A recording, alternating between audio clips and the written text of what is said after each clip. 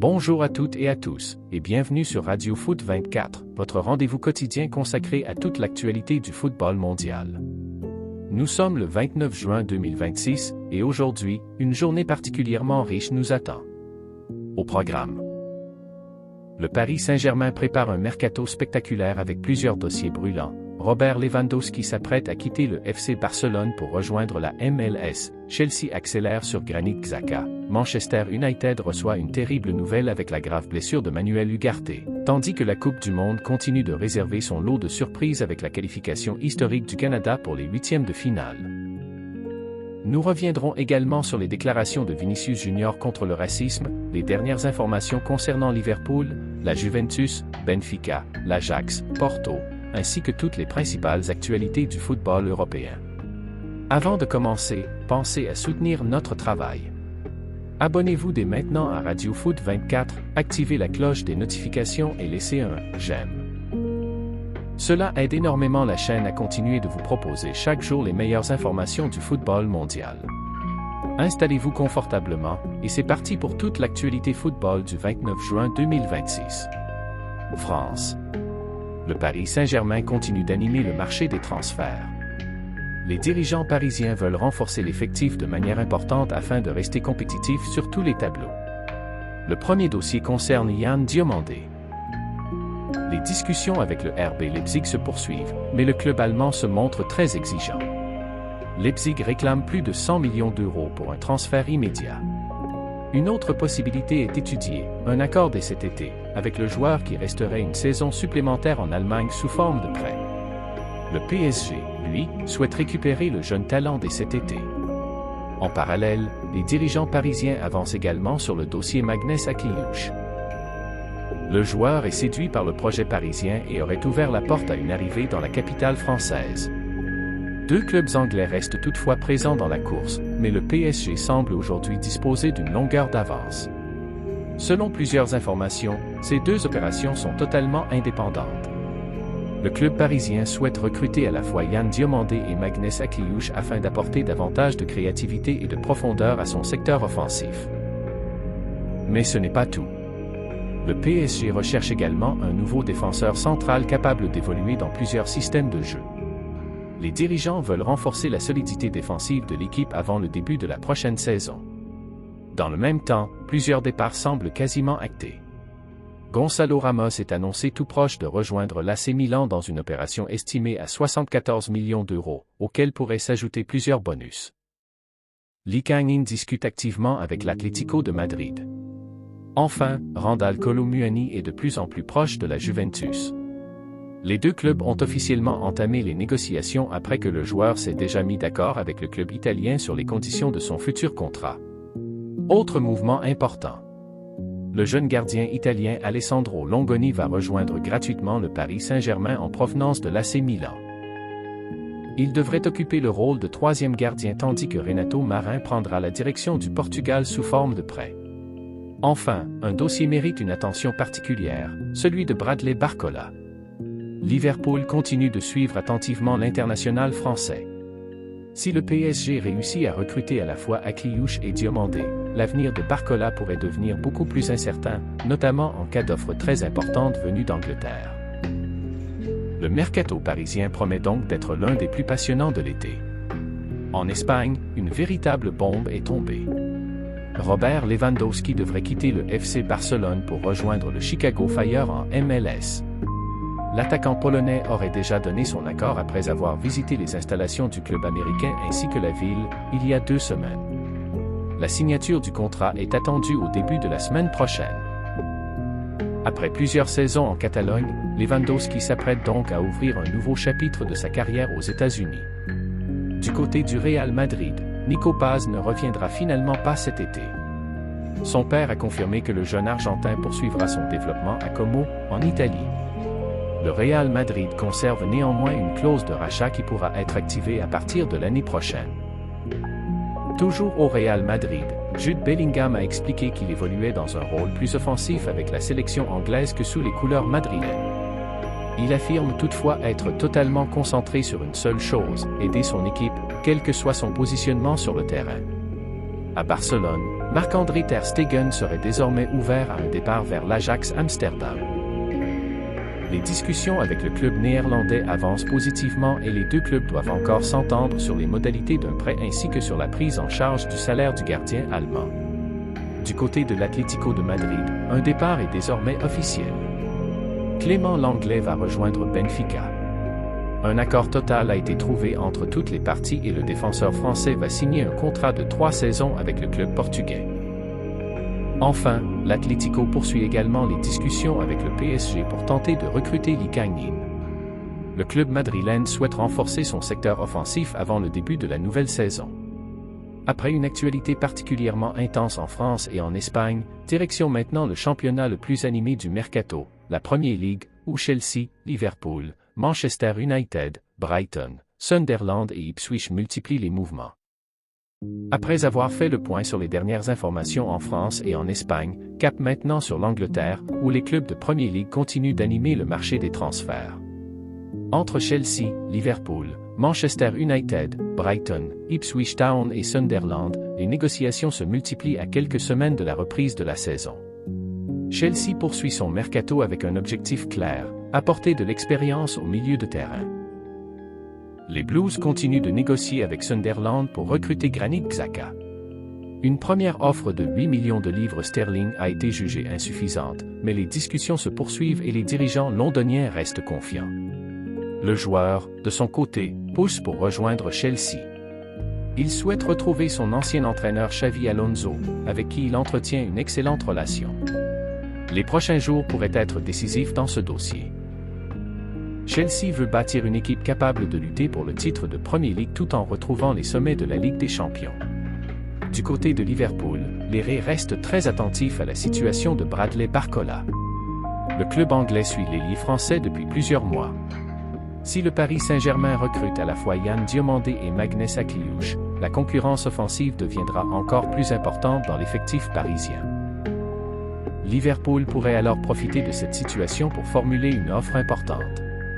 Les dirigeants anglais apprécient la vitesse, la qualité technique et la capacité de percussion de Barcola. Pour l'instant, aucun accord n'existe, mais le dossier reste ouvert. C'est sans doute l'une des informations les plus inquiétantes de la journée.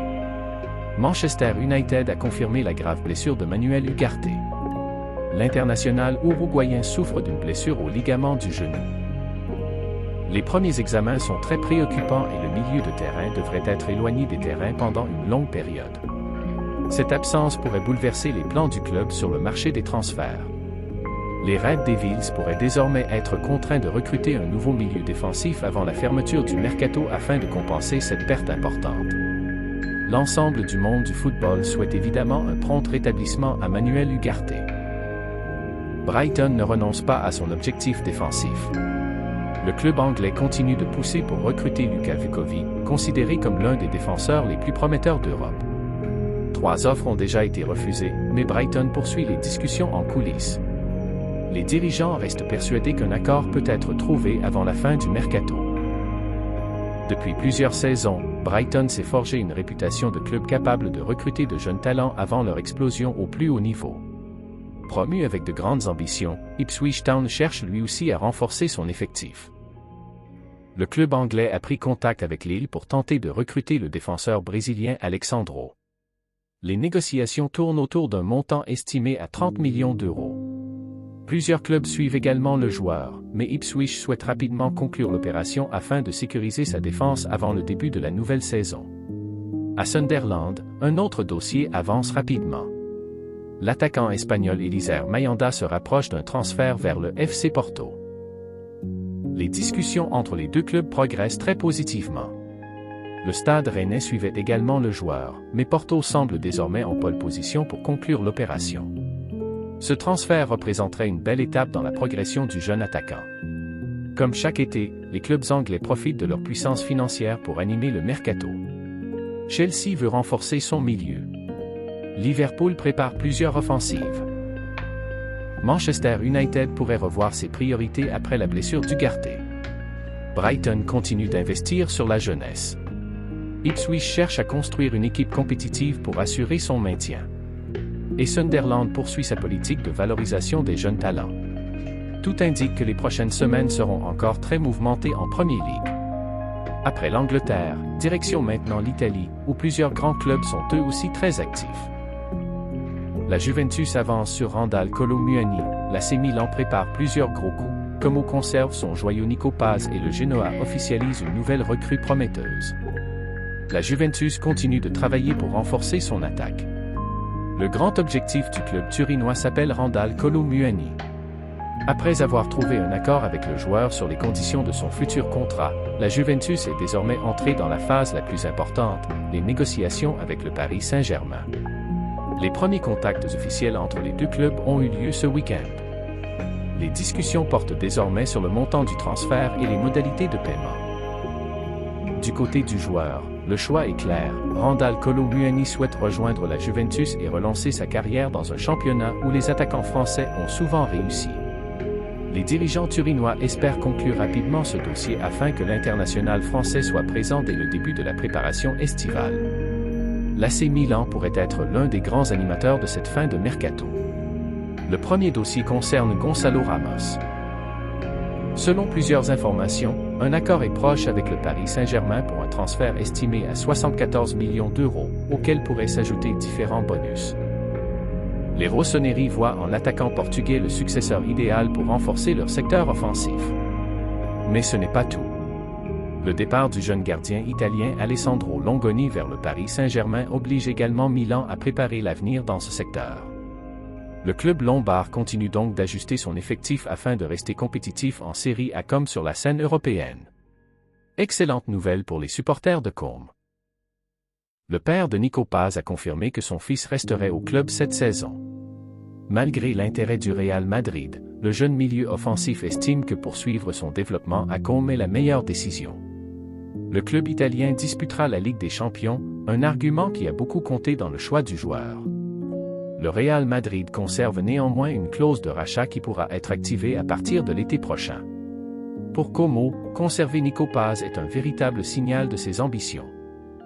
Le club veut désormais s'installer durablement parmi les meilleures équipes italiennes.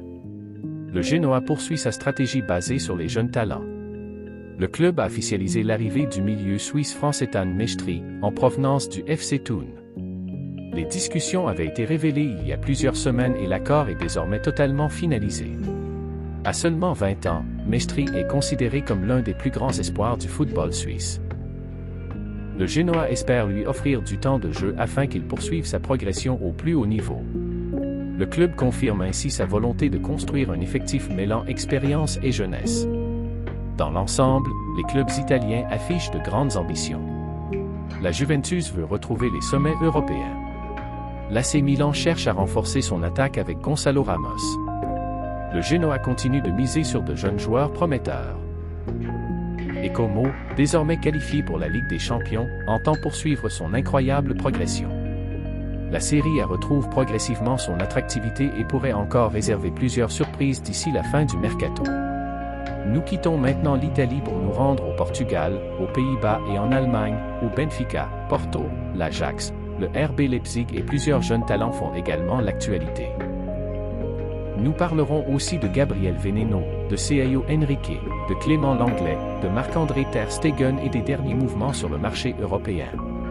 En Allemagne, le RB Leipzig reste inflexible concernant son jeune prodige Yann Diomandé.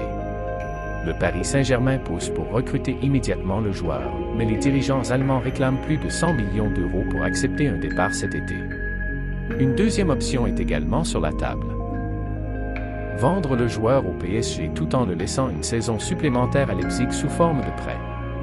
Cette formule permettrait au club allemand de poursuivre le développement de son talent tout en sécurisant une importante rentrée financière. Le dossier reste l'un des plus chauds de ce mercato estival. Du côté du Portugal, Benfica réalise un joli coup sur le marché. Le défenseur français Clément Lenglet va quitter l'Atlético de Madrid pour rejoindre le club lisboète. Les deux clubs ont trouvé un accord total et le joueur signera un contrat de 3 ans, jusqu'en juin 2029. Benfica cherchait un défenseur expérimenté capable d'encadrer les plus jeunes et de renforcer l'équipe en Ligue des Champions. L'arrivée de Lenglet répond parfaitement à cet objectif. Autre dossier important au Portugal. Le FC Porto est tout proche de recruter le jeune attaquant espagnol Eliezer Mayanda, actuellement à Sunderland. Les négociations entre les deux clubs sont très avancées. Le Stade Rennais suivait également le joueur, mais Porto semble désormais avoir pris une longueur d'avance. Le club portugais poursuit ainsi sa politique de recrutement de jeunes joueurs à fort potentiel. Aux Pays-Bas, l'Ajax Amsterdam travaille activement sur plusieurs dossiers. Le premier concerne le gardien allemand Marc-André ter Stegen. Le portier du FC Barcelone serait ouvert à un prêt aux Pays-Bas. Les discussions entre le joueur et l'Ajax avancent positivement. Les deux clubs doivent encore trouver un accord concernant la répartition du salaire et les modalités du prêt. Autre officialisation importante, Caio Henrique quitte l'AS Monaco pour rejoindre l'Ajax. Le latéral brésilien a signé un contrat jusqu'en juin 2030. Le transfert est estimé à 10 millions d'euros, auxquels pourront s'ajouter 4 millions d'euros de bonus. Avec ces mouvements, l'Ajax affiche clairement son ambition de retrouver les premiers rôles sur la scène européenne. Le football brésilien continue de produire des pépites. Le jeune Gabriel Veneno, considéré comme l'un des plus grands espoirs de l'Atlético Mineiro, vient de rejoindre l'agence de Pini Zahavi, l'un des agents les plus influents du football mondial. Cette décision confirme que plusieurs grands clubs européens suivent déjà le jeune joueur. Un transfert vers l'Europe pourrait intervenir dans les prochains mois. Toujours au Portugal, Rio Ave a trouvé un accord avec Torreense pour le transfert de Karem Zohabi. Le joueur signera un contrat jusqu'en 2029. La visite médicale est prévue dans les prochains jours avant l'officialisation définitive. À travers toute l'Europe, les clubs accélèrent leurs négociations. Les grandes équipes cherchent à finaliser leurs priorités avant la reprise de la saison. Les prochaines semaines devraient être marquées par plusieurs signatures majeures, notamment autour du PSG, de Chelsea, de Liverpool, de la Juventus, de Benfica et de l'Ajax. Le marché des transferts est désormais pleinement lancé. Dans la 5e et dernière partie de cette émission, nous quitterons le mercato pour parler de la Coupe du Monde 2026. La qualification historique du Canada, l'élimination de l'Afrique du Sud, les déclarations de Vinicius Junior contre le racisme, les réactions de Roger Mila et Gary Lineker, les dernières nouvelles des sélections nationales, ainsi que plusieurs faits marquants autour du mondial.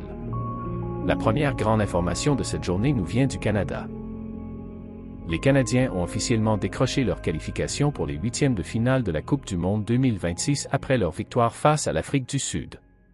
C'est un moment historique pour le football canadien. Jamais auparavant le Canada n'avait atteint ce stade de la compétition. Cette qualification récompense plusieurs années de progression. Le football canadien investit massivement dans la formation, les infrastructures et le développement de jeunes talents. Aujourd'hui, ces efforts portent leurs fruits. À l'inverse, la déception est immense pour l'Afrique du Sud, éliminée dès les 16e de finale, malgré des prestations courageuses. Du côté du Sénégal, les nouvelles sont moins rassurantes. Le gardien Edouard Mendy reste incertain pour le 16e de finale contre la Belgique après une blessure au genou gauche. Des examens complémentaires sont en cours et le staff médical espère encore récupérer son portier, mais aucun risque ne sera pris. Son éventuelle absence serait un coup dur pour les Lions de la Teranga, tant son expérience est précieuse dans les grands rendez-vous. Portugal. À 41 ans, Cristiano Ronaldo continue d'impressionner. Interrogé sur une possible mise au repos de son capitaine, le sélectionneur Roberto Martinez a été très clair. Selon lui, Cristiano reste dans une excellente condition physique et mentale. Toutes les décisions seront prises en fonction des données médicales et des besoins de l'équipe, mais son importance dans le groupe ne fait aucun doute. De son côté, James Rodriguez a rendu un vibrant hommage à son ancien coéquipier au Real Madrid. Il a raconté que Cristiano avait été l'un des premiers joueurs à l'accueillir à son arrivée en Espagne, l'invitant chez lui et l'aidant à s'intégrer. James a également salué son professionnalisme exceptionnel et son incroyable longévité. En dehors des terrains, Vinicius Junior a une nouvelle fois pris la parole sur un sujet qui lui tient particulièrement à cœur, la lutte contre le racisme. L'attaquant brésilien a affirmé qu'il continuerait à faire tout ce qui est en son pouvoir pour combattre le racisme afin que les prochaines générations n'aient plus à subir ce qu'il a lui-même vécu. Il a également déclaré vouloir utiliser sa notoriété pour défendre toutes les personnes noires qui n'ont pas la même visibilité que lui. Un message fort, salué par de nombreux supporters et acteurs du monde du football. l'équipe de France continue de susciter les éloges. La légende camerounaise Roger Milla estime que Ousmane Dembélé est aujourd'hui le grand favori pour remporter le Ballon d'Or. Il considère également que la France fait partie des principales favorites pour remporter cette Coupe du Monde. Même son de cloche du côté de Gary Lineker. L'ancien international anglais juge que cette équipe de France est l'une des plus impressionnantes du tournoi. Il estime que Kylian Mbappé, Ousmane Dembélé et Michael Olise forment une attaque exceptionnelle capable de faire la différence face à n'importe quelle défense. Gary Lineker a également salué le travail de Didier Deschamps, rappelant son expérience, son leadership et son immense palmarès à la tête des Bleus. Selon lui, peu de sélectionneurs sont aussi bien préparés pour conduire une équipe vers un nouveau sacre mondial. Au milieu de toute cette actualité, une histoire pleine d'émotions a touché les supporters français. Shirley, une Américaine de 96 ans résidant dans l'hôtel où séjourne l'équipe de France, est devenue une véritable supportrice des Bleus. Les joueurs lui ont offert un maillot de Kylian Mbappé. Selon Shirley, Mbappé lui aurait promis de signer ce maillot si la France remportait la Coupe du Monde. Très émue, elle a remercié les joueurs français pour leur gentillesse et leur générosité, expliquant qu'elle garderait ce souvenir toute sa vie. La journée a malheureusement été marquée par plusieurs événements préoccupants.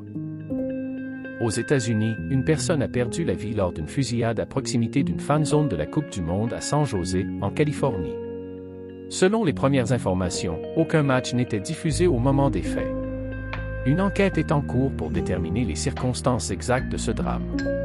En Corée du Sud, le sélectionneur Hong Myung-bo a été la cible de menaces de mort après l'élimination de son équipe dès la phase de groupe. Les autorités ont ouvert une enquête et renforcé les mesures de sécurité autour de l'entraîneur. Enfin, en Arabie Saoudite, le président de la fédération, Yasser Al-Mizal, a annoncé sa démission à la suite de l'élimination de la sélection nationale dès le premier tour du Mondial 2026. Voilà qui conclut cette édition de Radio Foot 24 du 29 juin 2026. Une journée marquée par un mercato toujours aussi intense avec le PSG, Chelsea, Liverpool, la Juventus, Benfica ou encore l'Ajax, mais aussi par les émotions de la Coupe du Monde 2026, entre la qualification historique du Canada, les ambitions de l'équipe de France et les nombreux événements qui continuent de faire vibrer la planète football. Les prochains jours s'annoncent décisifs, avec plusieurs transferts qui pourraient être officialisés et des matchs à élimination directe qui promettent un spectacle exceptionnel. Merci à toutes et à tous d'avoir suivi cette émission. Si cette vidéo vous a plu, pensez à laisser un « j'aime », à partager cette vidéo avec vos amis et surtout à vous abonner à Radio Foot 24 en activant la cloche des notifications pour ne manquer aucune actualité du football mondial. Prenez soin de vous, profitez de cette Coupe du Monde 2026 et on se retrouve très bientôt sur Radio Foot 24 pour une nouvelle édition de votre rendez-vous quotidien consacré au football. À très bientôt.